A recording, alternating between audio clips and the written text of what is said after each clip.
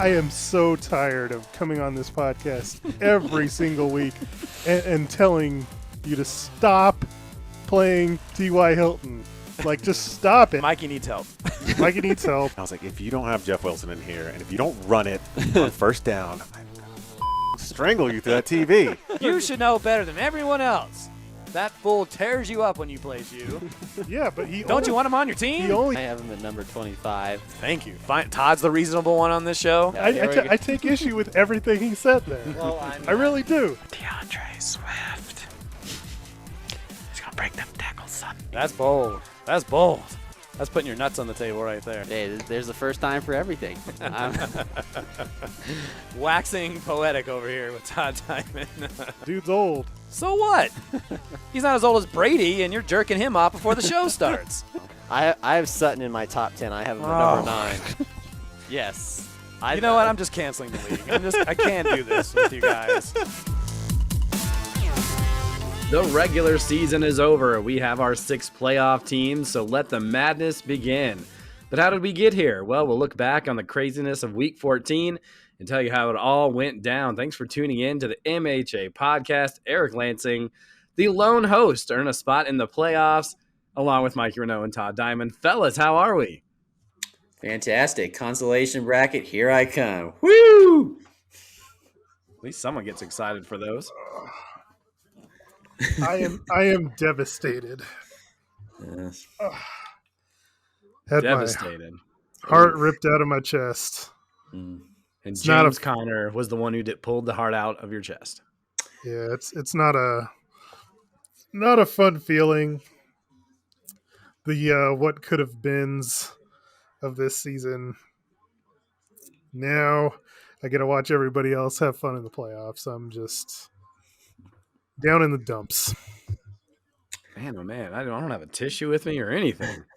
It's okay, Mikey. I'll tell you some bad jokes. You'll laugh. We'll be fine. It'll be okay. You know, we'll just battle it out in the consolation bracket. Come on, let's get hyped. Come on.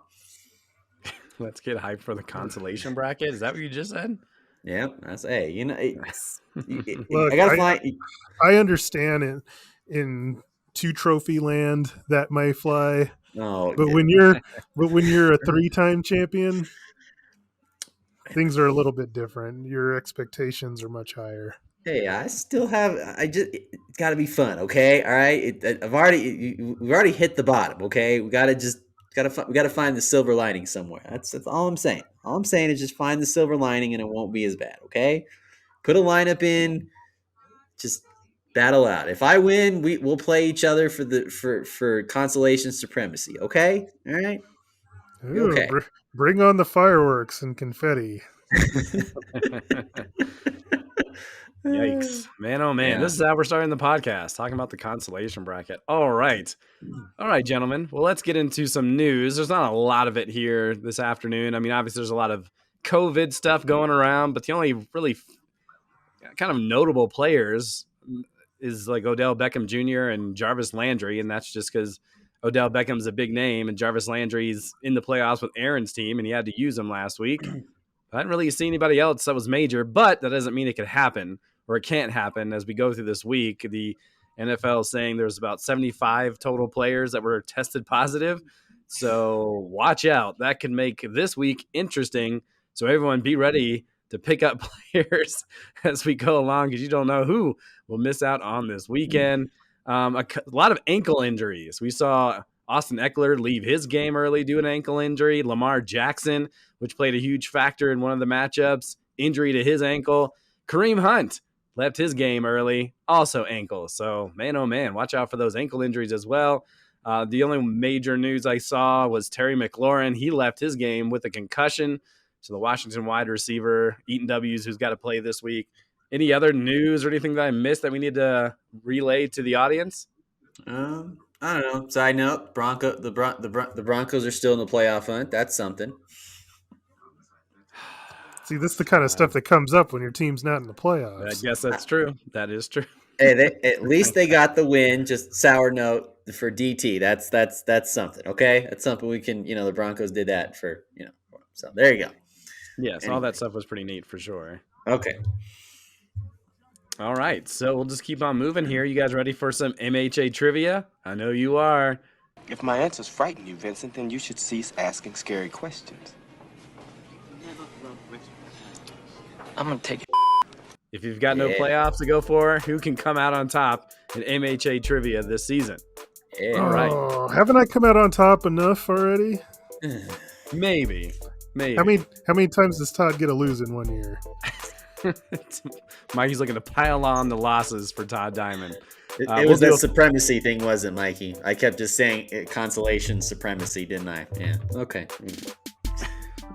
All right, let's get into some MHA trivia. Okay, it's pretty simple. I'm going to tell you guys, I'm going to state a statement. I'm going to make a statement. You guys are going to tell me if it's true or false. And you both, it doesn't matter, like, if you both say false, that's fine. If you both say true, that's fine. But whoever gets 5 correct first is the winner. You guys ready for this? Yeah. Ready. All right. So here's this first statement. Ezekiel Elliott, he has had 5 100-yard rushing games this season. True or false? False. Yeah, that's false. Now, why do you guys think it's false? Because he's terrible. because he's been injured a little bit too. But I agree with Mikey. He hasn't been the Zeke that, of the past. So I'll say a big false with that one. Even though I have the feeling that this is going to be one of those, well, guess what? He did, and they were all at the beginning of the season. But we said false, so. I haven't said anything, so if you'd like to change your answer, I'm more than welcome to allow you to do it. Nah, I'm going to stay with it. My gut says false. I'm going with my gut. Yeah, okay. False. So the answer is false. Well done, gentlemen. In fact, Zeke has only had 2 100-yard games this season, and also, against Todd's statement, he's played in every game this year. So maybe he's been injured, but he hasn't missed any time. But he had a 143-yard rushing game against Carolina back in week 4. And then against the Giants the following week, 110 yards. But since then, 69 yards, 50 yards, 51, 41, 32, 25, 45, and 45. Not a good season for Zeke, a guy drafted in that first round and really hasn't put up the big-time numbers. Now he's got some touchdowns that has saved him a little bit there, but not what you expect from a first-round pick. And so Ezekiel Elliott, good job, gentlemen. You get the first one correct. If I'm just looking at the points right now before we move on, Zeke is still up there in terms of running back points. There's been a lot of running back injuries, as we've seen, but currently he's 7th amongst all running backs. He does have 9 total touchdowns and 41 receptions, so that helps out. But those rushing yards have not. That's what kind of put him into the upper echelon, the elite of running backs. Not this season. What are you joking? What are you laughing at over there? Oh, because I swear, like these. This is off topic, but I have to mention it's so funny. You were talking about your congestion. Yeah. And so you know how we always talk about the computers are listening to what we're saying. So I'm on just our homepage of our website, and they have a little advertisement box, and it's for Robitussin honey. Oh. Whoa. Google, whoever the government, they're listening, buy this product. I probably need it because I'm not doing great over here. Second statement. DeAndre Hopkins has 0 100-yard receiving games this season. True or false? False. Todd says false. Hopkins, 0 100-yard receiving games. He's been hurt. I'm going to say that's true. And the answer is true. And if you watched the broadcast last night, this is what it kind of stemmed from. I heard that statement. I was like, what? I got to go back and look that up. And of course, he has not had a 100-yard receiving game this year. So Mikey takes a 2-1 lead. Hopkins has been pretty mediocre. He has missed some, 3 weeks, and he's had some double-digit point games, but mostly those come in the games where he's scored touchdowns. He's had a 22-point game, but he had 2 touchdowns in that one, a 12-point game, a touchdown there. So anytime he's had double figures, except for one game, he had one game where he had 9 points off a touchdown, but just 2 receptions, has not been the elite wide receiver that we've seen in the past. And I'm sure Mikey can attest that boy, he would love to have some more Hopkins points going for his buddy Kyler Murray. But I was just kind of surprised to see that. Were you guys surprised to hear that? You guys surprised to hear that? No, Yeah. I wasn't. Only because like I was trying to remember like, was there a specific week I can remember him like breaking out? Usually he has one in a season, but I can't recall. Yeah, I was a little surprised just because, I mean, how good he really is, and yeah, I'm shocked by that. But I mean, obviously, like you said, obviously he's been injured a lot too. But not to even get one, but it's the way football is sometimes. You could be as talented as you want, and the name, it could be a big name, but it's just. And you're thinking how to the fact of how they're running the ball. They're running the ball more. Probably a lot of those, those either touchdowns or receptions or carries were maybe supposed to go to Hopkins, went to everybody's favorite James Conner. I want to talk about it. Well, we're going to, because James Conner is actually the next person we're going to talk about in this next statement. Statement number 3. James Conner is leading the entire MHA in running back points this season. True or false?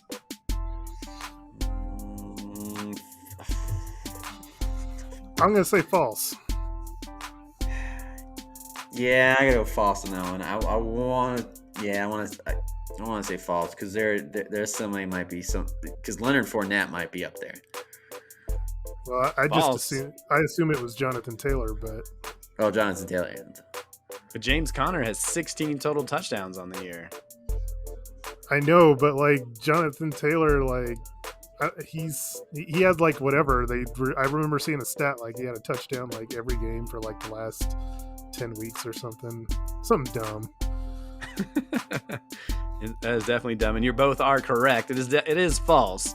I was just trying to trip you guys up because he had another 2 touchdown night. Just James Conner in general. What a season this jackass is having. He's 6th in our league with 196 points, but he is up there in total touchdowns and just continues to have some sort of rejuvenation type of season.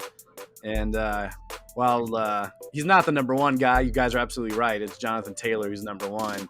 It's hard to ignore what James Conner continues to do week to week. And I know that just bothers Kyler Murray owner or DeAndre Hopkins owner, because it seems like Conner is the guy that continues to find the back of the end zone.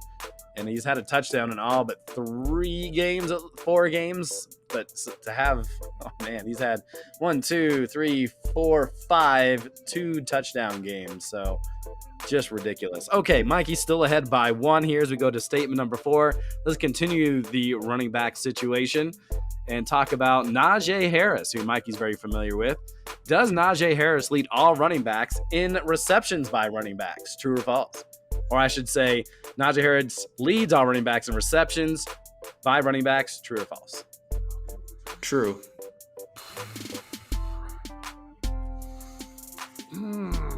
I like stumping Mikey. There's almost no better pleasure than saying Mikey I'm stumps. going to say false only because he had that like really huge game at the beginning of the year, but like I don't feel like he's had like that many since. So I'm going to say false. And the answer is dun, dun, dun, it's false. Because Najee Harris is 2nd. He's got 60 receptions, but number 1, anybody want to give me a guess on who number 1 is? Is this just for like rookies or just running backs? Just running backs, all running backs. Oh, Jonathan Taylor. Mike, you want to throw a quick guess out there? You think it's Taylor too? No, my guess is like Eckler catches a lot, so I'll say him.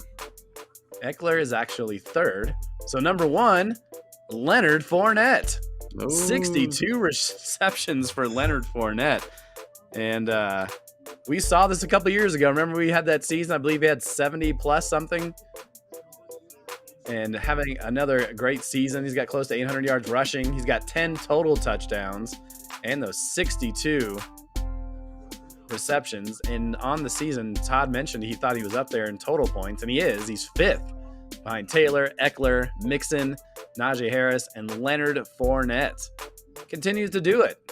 I guess when you play an offense as efficient as Tampa Bay, it's going to take you a long way. Leonard Fournette. Go figure that one. All right, Mikey takes a 4-2 lead, so he's got a 2-point advantage, but he only needs one more to win the game. So, Todd, you got to get some right here, and hopefully Mikey trips up. Okay, the next statement. Jalen Hurts leads the NFL in rushing touchdowns amongst all quarterbacks. True or false? True. I'll say true. And the answer is true. So both of you get it right, but Mikey ends up getting number 5. Mikey, you got all 5 correct. Nice. Well, I mean, the only other alternative would have been like Lamar Jackson, but he hasn't had a good year, so didn't figure it'd be him. Well, unless you want to say Brady. The number 2 quarterback behind Jalen Hurts is actually Ryan Tannehill, who's got 6. He always seems to be in the mix with those rushing touchdowns. Sam Darnold right behind him, Taysom Hill with 5, Kyler Murray with 5. But Jalen Hurts. Now, the thing that got me interested about this is, where do you think? So he's got 8 rushing touchdowns. That's a lot for a quarterback. Yeah, he had like half of those in that game against the Tampa Bay on that Thursday. Looking at the Tampa game. It doesn't show rushing on this screen here. But yeah, I think you're right. But where do you think Jalen Hurts sits amongst all quarterbacks in total points? Exact or like no, top just 5? just about 8 to 12. Okay, Todd? I'll say 11 to 13. He's actually 11 to 15. Sorry. He's actually 19th. Oh. He's just, and it goes back to our specific league. Oh, yeah. That makes He's sense. only has 211 completions, 2,400 yards, and only 13 passing touchdowns with 8 picks. But and I forgot he got hurt too, and Gardner Minshew was in there. yeah, he got hurt. He must have got hurt in that Jets game where he had a 0. Yeah. But I mean, even if you gave him 40 extra, he would move up a couple spots. But yeah, so yeah, Jalen Hurts, while he can, if you're going to get a quarterback that can run the ball, you got to hope he can rack up some of those completions as well. I mean, we've seen the Cam Newton types do it before. But so there you go. Mikey, congratulations. Todd, you lose again. Yeah. Since I won that, can I be in the playoffs? Let me talk with Aaron. Do you think Aaron will say yes? He'll switch places with you? No. Aaron loves me. I'm his brother, but I don't know if he will say no. He'll tell you. We've been talking with him, obviously. I live with him. He's surprised he's in the playoffs because of what happened, because of the matchups. He made every wrong move, and he's still in. So that's just how it goes. Let's talk about those matchups, and we'll start with yours truly against Gonzo Cats. I don't know why we're starting with this one, but here we are. Dak and the Chiefs just let the Lemonheads down for yet another week. 75 points were scored between the Chiefs game and the Cowboys games. If you just talk about the Chiefs scoring and the Cowboys scoring, and I barely had any of those points, which is very disappointing. There was 7 touchdowns scored in that Chiefs game, and only had Darrell Williams with a touchdown because Tyreek Hill had 0, and Travis Kelce has had 0. Very disappointed with Travis Kelce. We'll talk about that later on. So Gonzo Cat's coming out with the win, and that's important because he ends up being in the 4th seed. And guess what? He'll take on me here in the first round of the playoffs. We'll talk about that in a moment. Back-to-back weeks, one team taking on another team. Kilgore Trout versus Eaton W's. Kilgore Trout, what a day for him. 123 to 112. The lead for Trout, and he still had Aaron Rodgers, but thanks to 64 points from Tom Brady, Kevin's squad was still in it. He had DeAndre Hopkins, James Conner, and Sony Michel left to go, but Aaron Rodgers, 66 points in that Sunday night affair, and despite 28 ridiculous points from James Conner, Kilgore Trout defeats Kevin's squad in a big win. The loss was huge for Eaton W's. They lose their number 2 spot and that first round bye, and they'll have to compete in week 15. Another matchup, Lion Rip versus Cooper's Cousins. Lamar Jackson leaving the game early with that ankle injury for Cooper's Cousins, and that pretty much did it for him. Although I guess it was far from over. Lion Rip once again picked the wrong quarterback, running with Kirk Cousins. He only mustered up 31 points, while Joe Burrow played in that overtime game and rolled up to 50 points. Despite that, Lion Rip was up 83-73 with Darnell Mooney still to go, and Marquez Valdez Scantling for Cooper's Cousins. So a possibility for sure, because we saw what Aaron Rodgers could do, but unfortunately none of those points went to Scantling. And so Green Bay, so Scantling only managed 1 point. Lion Rip wins their matchup 84-77. And despite the win, Mikey mentioned on the last show, and we were talking about that if Aaron wins, he's in. But because of the low point total, that set some things up for the Hot Tamales, who took on the Belt Sanders. And Leonard Fournette, 21 points. Tyler Lockett, 20 points. I knew Tyler Lockett was going to have a good game against Mikey because, of course, he would. For the Tamales, deadly running back combo of Najee Harris and of Alvin Kamara, 47 total points. Belt Sanders up 99-74. Tamales had Kyler Murray, Odell Beckham, and Arizona's defense still to go. Sanders still with Mason Crosby and Green Bay's defense. 22 points for the Packers kicker and defense. So the bad scoring day from Lion Rip allowed the Tamales an outside chance of catching them in points if things panned out for Mikey. I think you needed something like 80 points. And how did that all fare out for you, Miguel? Take me through Monday night. 81 points. And that is if Kyler Murray has a good day. I mean, even if it was like a 50 is a good day, and if you could reach that. But I'm sorry, go ahead. Just it was there. You had a chance. It was. Murray 49 points, and that was with no touchdowns. Yeah. So I can't expect any more than I got from Odell. 15. That was perfect. And Arizona's defense sucked. 1 point, so I didn't really get any kind of contribution there. Yeah, it's just Murray didn't get any touchdowns. I knew it was a hard ask, and it sucked the way things worked out. Like I knew when it happened, and I texted you guys when it happened that when Mark Andrews scored that touchdown, it was like with a minute something left in that Browns-Ravens game. I was like, man, this is going to be what hurts. Because I could just see that kind of being the one that topped everything. And it did. That stupid touchdown at the end that he got was the difference between Aaron winning and losing. 15 points was the difference. Well, I'm just saying him losing his matchup. Like, he won by 7. Yeah, so, I see what you're saying. I got you. Yeah, so, yeah, without that touchdown, Mark Andrews got him in. Mark Andrews, one of the, I think, so I think we can talk about it now. I think it was one of my, Mark Andrews, the number 1 overall scoring tight end in the league now. He has really come on of late here and helped Aaron reach the playoffs. So the Tamales, so close, just could not get in. He had a lot, considering how much was against him, he still made it close and interesting for that Monday night game. Notorious CUP versus the NWA. 74 points from Josh Allen that put up the defending champs with a lead of 157-129. Only Cooper Kupp left. CUP got Patrick Mahomes 44 points is not a bad day. But as the run games, the run game for the Chiefs piled up 4 touchdowns. That could have definitely helped CUP getting 1 or 2 of those, instead of the running in there by stupid Derek Gore or whatever the hell his name is. But Javonte Williams, boy, as Bronco fans, we're excited to have him for the next few years, even though he shared that background with, that backfield with Melvin Gordon. Just Javonte Williams, 20 points, 22 points from Titans defense versus the Jags, 13 from Cordell Patterson. And Cooper Kupp, he's a man beast. Tallied 25 points versus the Cardinals on Monday night, but 4 points short.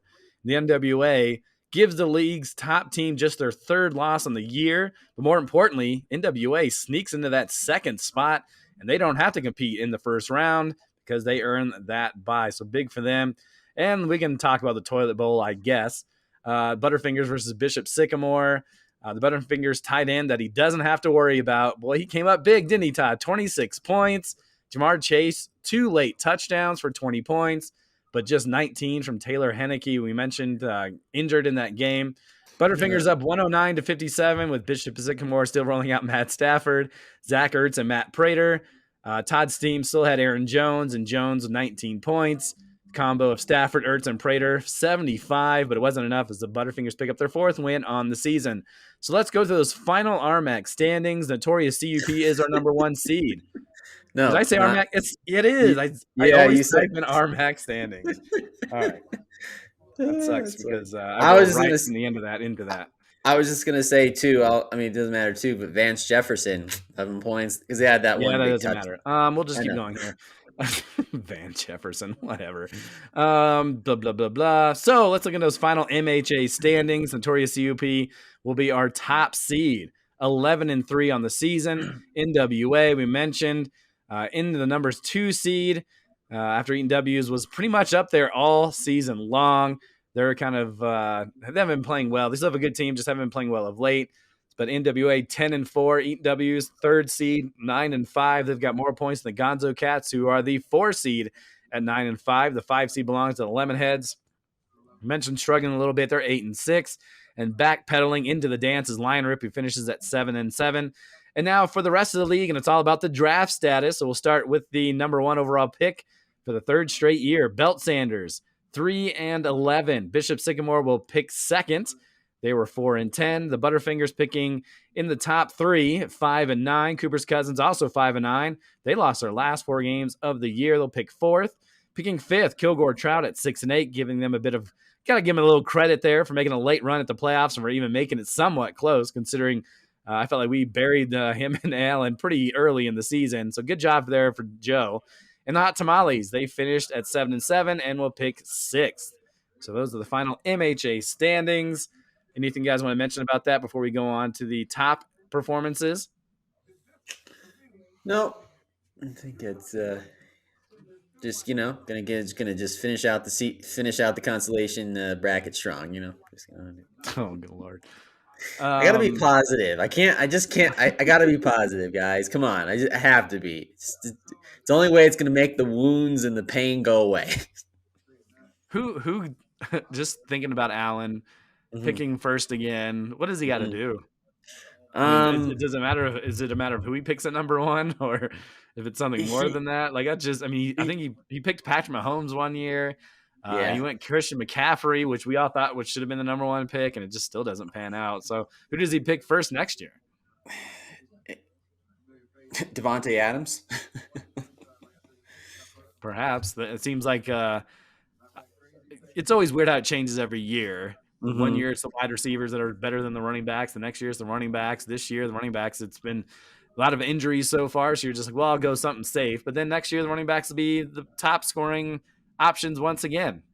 But Devontae Adams, it just seems like he's consistent enough, and he just just doesn't have. But here's the problem with What's that.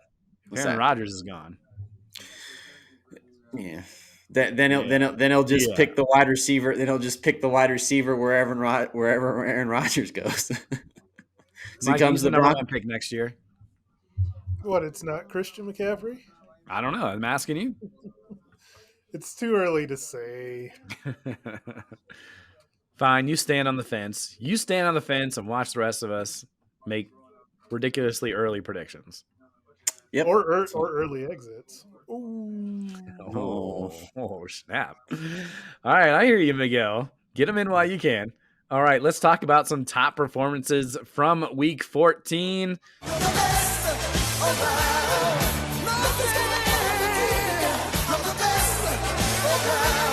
Since Mikey's a jerk, we'll start with Todd. All right, I'm going to go with just one of my players. Your players? Yeah, one of my players, just because, again, I can say this now because obviously the regular season is all over, but I'm be very happy because I really think I'm going to win this board bet. Jamar Chase. Jamar effing Chase. Dude is amazing. He's amazing. He's going to win Rookie of the Year, and I'm going to win this bet. I'm going to laugh in Mikey's face and go, haha, I win. Yeah. So yes, but Jamar Chase has been great. I mean, coming into the league, and again, kind of goes back to in the preseason where people were worrying about, oh, can he catch the football? Too many drops. He doesn't have that problem anymore, and I think just a quick little bold prediction, but I think Jamar Chase. I think somebody pulls the trigger and Jamar Chase goes in the first round. Yeah, it's going to be you with your 3rd overall pick. Mikey, top performance from last week. What stood out to you? I'm gonna give it to Lamar Jackson. That's the top performance, Lamar Jackson, or maybe the guy who hit him. Well, yeah, Lamar Jackson. He got Aaron in. That's the top performance. No, I'm just kidding. I'm just joking. I'm a little bitter if you can't tell. A little bit.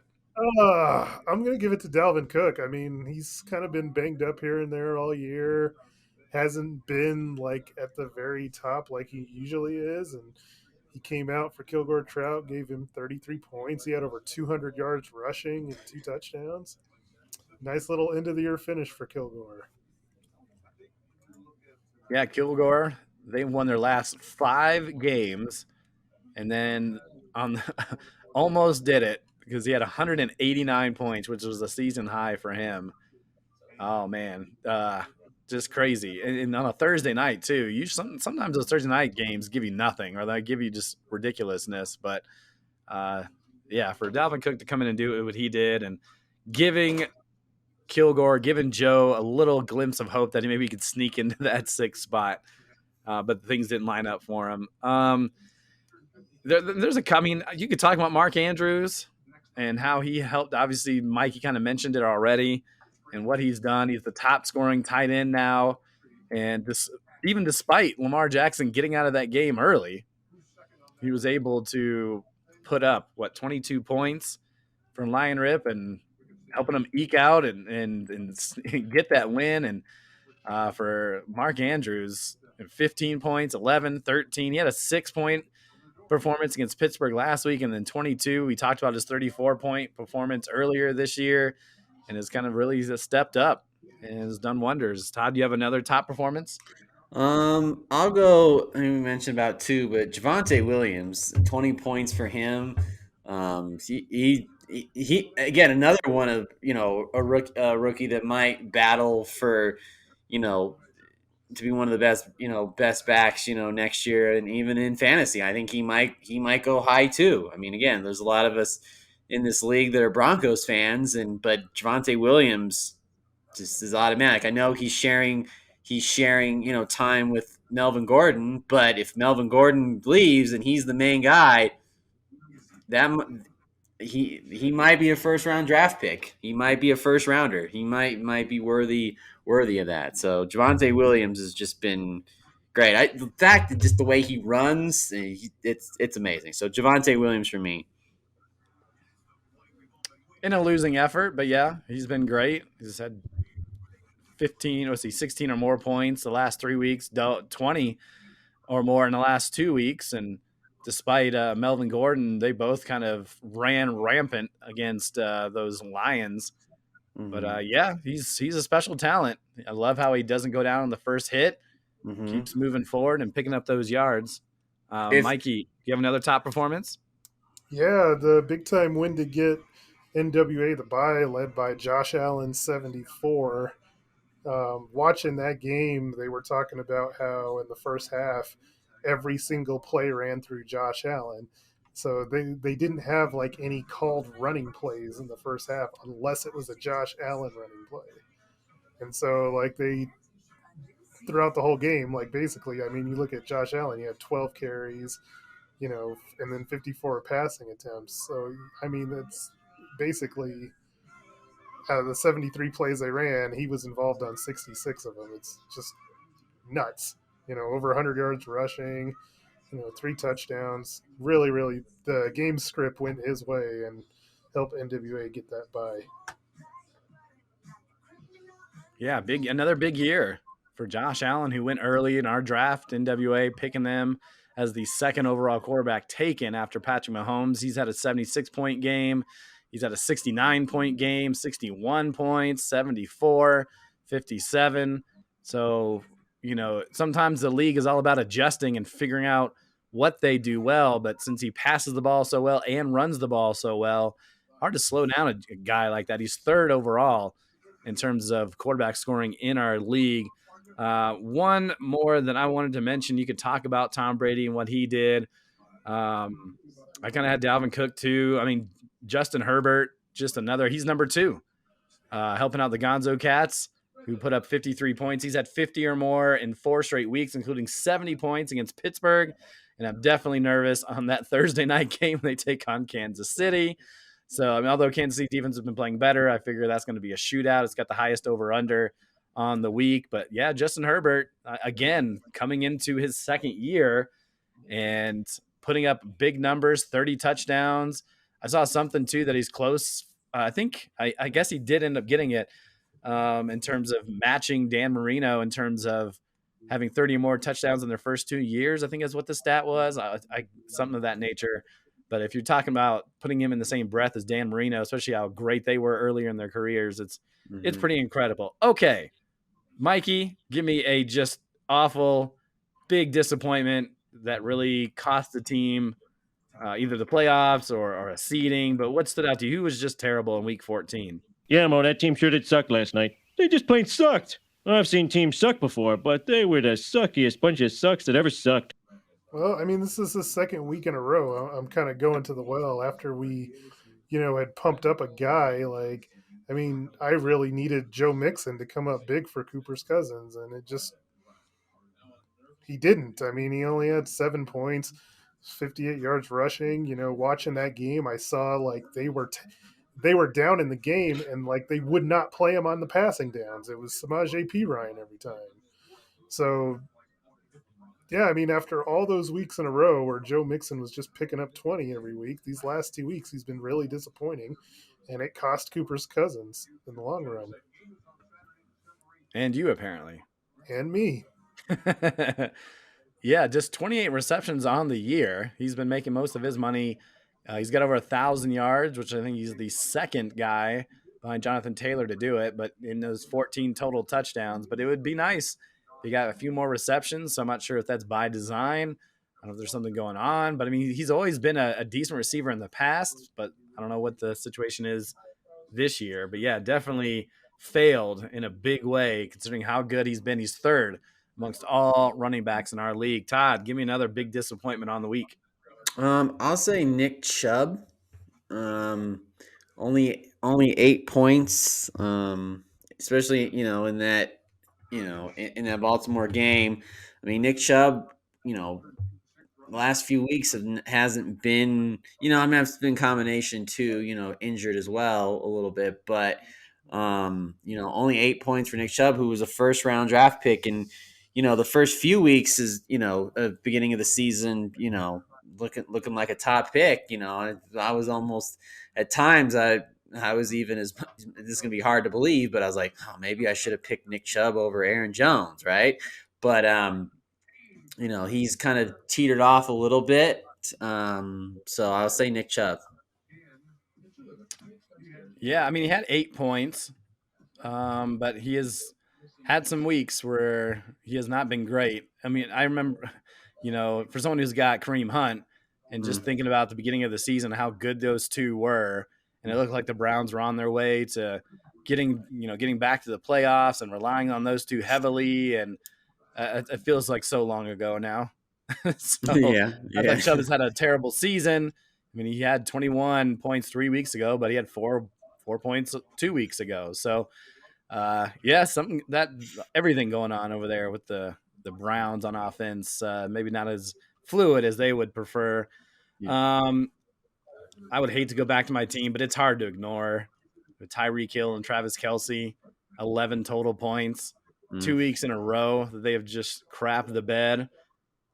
And I'm nervous it's not going to change, and this is what I was going to talk about. And this, I think this is a good discussion because you guys are, I would say not me. You're not biased, right? Because but hasn't Travis Kelce been a bust considering he's a first round pick, even though he's second amongst all tight ends? He yes and no. And the no part No, is it can't be yes and no. Okay. Either he's a bust or he's not. But that's Mikey? like saying what Let Todd get his thoughts together Look, here. I'm not gonna call him a bust. I mean, up until he's sucked the last 2 weeks, and that's hurt his overall numbers. But otherwise, he would be the top tight end in the league.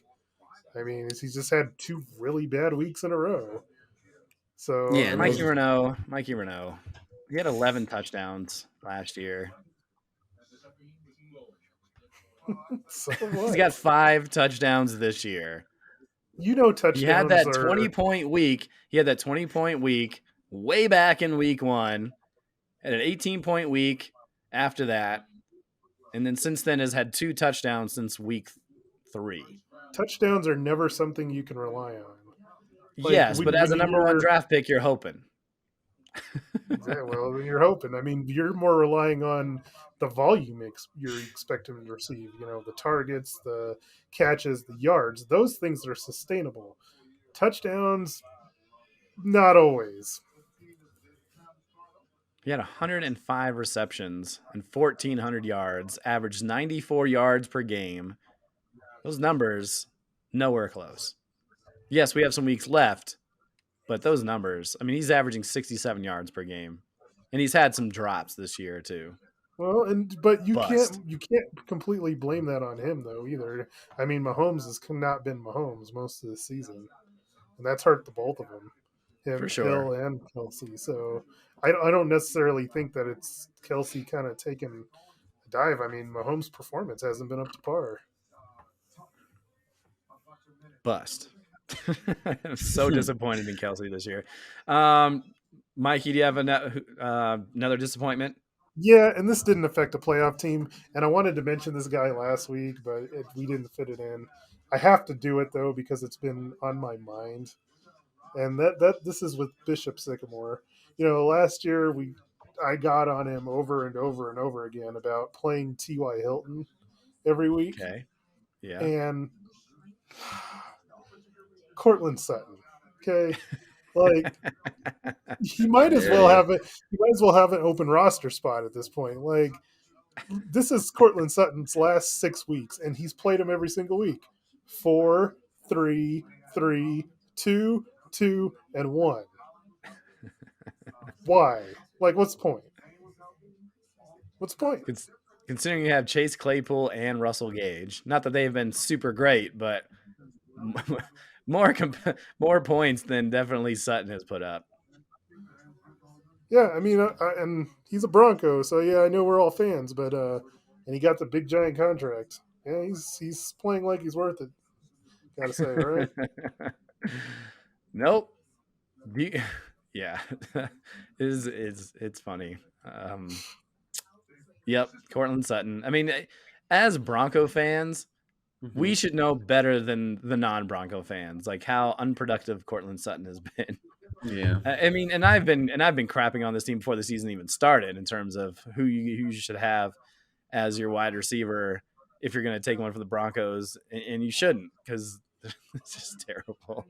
Todd, do you have another one? But that's a good point, Mikey. I'm glad you found that one. I didn't have that one on my list. Todd? I'll go with one more Bronco, Noah Fant. You know, again, there was a lot of hype coming in for him during the season, this season, and yeah, he just hasn't been. And obviously, too, a lot of this has to do with the fact of quarterback play. I mean, obviously, you know, it's not like we have Drew Lock out there, but yeah, Fant hasn't been hasn't been advertised either. I mean, said you were talking about just a second ago probably the most consistent wide receiver, probably one that we didn't think was going to be even in, top, 20 or 30, but is Tim Patrick. That's been the only consistent wide receiver if you really think about it. I mean, Jerry Jeudy, I think, is still trying to find his way, a little bit. But again, if it's it's easier said than done what I'm about to say, but it's just fine if we could just get really good. If we can get better above average quarterback, even better. And I think all Sutton, Jeudy, Patrick, and Noah Fant. You talk about their draft stocks just skyrocketing to the thing. But again, you have to find you got to find a quarterback. I mean, that all sounds great, but I think that's the only thing. So I say Noah Fant. That's another one. I think Javonte Williams and Melvin Gordon and Tim. Those are the only three players offense that you could be like, all right, I can feel comfortable playing every week. Who are you comfortable playing every week?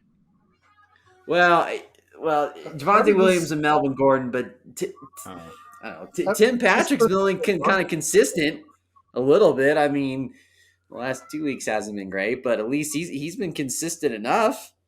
I mean, Tim Patrick and Cortland Sutton have the same exact amount of fantasy points. They both have 88 apiece. But the difference is Todd loves Tim Patrick, so don't ever badmouth Tim Patrick. Tim Patrick hasn't had double figures since week 9. He's had 3, 3, 1, and 3 Well, Cortland Sutton. That Broncos offense is anemic. Well, that's what. Well, and Cortland Sutton's was week 2. Okay, so at least Patrick was like, all right, now. Here we go. Don't ever badmouth Tim Patrick and Todd. Oh my God. But if they Broncos are bad. End of discussion. End of discussion. Get Aaron Rodgers, they won't be bad. Here we go. Anything else we want to mention? Bad, good, ugly, terrible? Anything that stand out? I mean, I just say defenses kind of played a big factor, this week. I mean, Kansas City was, huge, for CUP kind of kept him in that game, but there was 22 on the other side from Tennessee. So, I mean, that kind of, boosted up scores in that game. And then you look at Kilgore Trout putting him 189. He got 23 from Dallas. I mean, for weeks, it seemed like scores were lower and lower and lower. And then all of a sudden this week, you saw just a boost. A lot of people scoring points this week. Yeah, good call. There's a lot of defenses, 16 from Cleveland. So, yeah, defenses matter, especially at this point now. So, as we get into those playoffs, so let's talk about those playoffs. What's on tap for next week? No teams on buys, but which COVID buys are we going to see through this week? But here is the schedule for the playoffs. The buys, Notorious CUP and the NWA. Number 3 seed Eaton W's will face off against number 6 seed Lion Rip. And number 4 seed Gonzo Cats will battle number 5 seed Lemonheads. Of course, we mentioned for the second straight week and for the third time this year. And Lansing 0 for 2 so far against Gonzo Cats this year. And I'll have to take a look here and see if Lion Rip and Eaton W's, when they faced off last time, they faced off a couple of times, and Lion Rip is 0-2 against them. They lost in week 3, 159 to 150 in a close matchup, but then big time Eaton W's win in week 11, 160 to 118. So there you have it. We're here in the playoffs and ready to go. The defending champs still in it, trying to get their opportunity to go back to back. And then we'll see how the rest of it goes off. The only thing I'll say is I'm not feeling any kind of good about week 15. Still waiting to see. I'm still trying to decide. I mean, I'm probably going with Dak, but I mean, he's been under 35 the last 2 weeks. Kareem Hunt may not be available. I got to hope that Michael Carter comes back off the IR. It sounds like he's going to be. DeAndre Swift, he's day to day. They don't know. So that's making me nervous. And obviously with my Chiefs guys, they've been terrible the last few weeks. Get them on Thursday. I know. And Thursdays, I hate Thursdays. They're the absolute worst. So, I mean, that should be a high-scoring affair, but it didn't matter. As we saw, a lot of Michael Hughes gets a touchdown for Kansas City. Just BS. And he's got Jonathan Taylor back, who wasn't here last week because he was on a bye. So, he's got Devontae Adams, who's been money, although he does have Baltimore. But Devontae Adams is Devontae Adams. So Herbert in that Kansas City Chiefs game. If I want that to be high scoring, Herbert's got to be able to be up for the task too. So, that's a scary matchup. But Baltimore's terrible pass defense. All their corners are hurt. Oh, that is true. That is true. Yeah, their secondary is Devontae Adams might feast on that a little bit, but you never know. You never know. Again, that's why we don't play this. That's why we don't play this on paper, Eric. You got to, To quote right now, Gonzo Cat's 72% favorites. Help! Or I mean, is there any chance that Calvin Ridley could come back? I have not seen. I mean, and he probably wouldn't, even if he's like, I'm ready to come back, because he hasn't. I don't know if he's been practicing. So he's probably, even if he wanted to come back, even if he says, I'm ready, I'm back, he probably wouldn't play this week. So yuck. Let's look at the Eaton W's and Lion Rip matchup. I know Aaron's still figuring some things out. He dealt with a lot of COVID issues last week. And Daryl Henderson, I think, still kind of questionable in that regard. You know, he always goes back and forth between Kirk Cousins and Joe Burrow. Cousins has Chicago on the road. Burrow's got Denver in Denver. Right now, 68% favorite for Eaton W's got Tom Brady versus New Orleans, which is a high over-under. McLaurin, who had a big fat 0 last week. And he's in concussion protocol. Yeah, he may not make it. Hopkins has been less than stellar. Connor, obviously, Chubb there. Pittman, who's got in there right now. So we'll see. Oh, yeah. Aaron's going to ride that James Robinson train, who's being Urban Meyered, is trying to destroy his career. He was on my biggest disappointment, and I didn't throw him because Aaron won. But, man, 0 points. 1 point 2 weeks ago. Oh, yeah. I mean, it's a... Oh, man. It's so... You should have saw the look on Urban Meyer's face, like, after they lost 20-0. Like, they went to go shake hands. And, like, he just looked like he was ready to go have, like, a drink. Like, he had the Jack Daniels waiting in the locker room. Like, somebody shoot me, please. Put me out of my misery. Yeah, who knows how that's going to go. And you got to be thinking, too, just for grins, too, that Trevor Lawrence is like... Yeah, this is not what I signed up for. Well, you should have known he was signing up for. This ain't college. Yeah, well, you got to learn to be able to. You got to be adaptable in the NFL. Yeah, no, coaches have such a big ego that they're not going to adapt. They're going to do what they want to do, and then they're out of a job less than a year or two after they get signed up. Yeah, because they still have that. Like, they still have that college football mentality. Because yeah, when you're coaching in college football, you're the guy. Like you're like, you know, the president of the university. You're the athletic director. They don't mean anything to these college coaches. He still thinks he's the guy. You know, he's running it his way. He's touching some booty. I mean, he's just, you know, he's touching some booty. For those owners who aren't sure in terms of NWA and Notorious CUP and how it works the next round, it's reseeded, so it's not a bracket. So CUP will take on the lowest remaining seed in the next week. So if that makes sense to those, I'm sure it does. But just it won't be a bracket situation. All right, folks, any last words before we get out of here? Anybody want to bitch about anything before we go? No, I think I've had enough bitterness. Are you sure? There's nothing else you want to talk about? You're good? You got it out of your system? I got it out of my system. Congrats to those that made it. Yeah, for sure. You know, absolutely. I mean, we'll see who wins who hasn't won. Kevin hasn't won. Fallen hasn't won. So yeah, maybe one of those two can get there first. Maybe a new champion. Yeah. Yeah, that'd be cool. So we'll have to wait and see. Things start in a couple days, Thursday. And keep an eye on those waiver wires, especially with COVID. You never know what's going to pop up on you. So be ready. So for Eric Lansing, Mikey Renaud, Todd Diamond, we'll see you in the playoffs. Well, some of us will.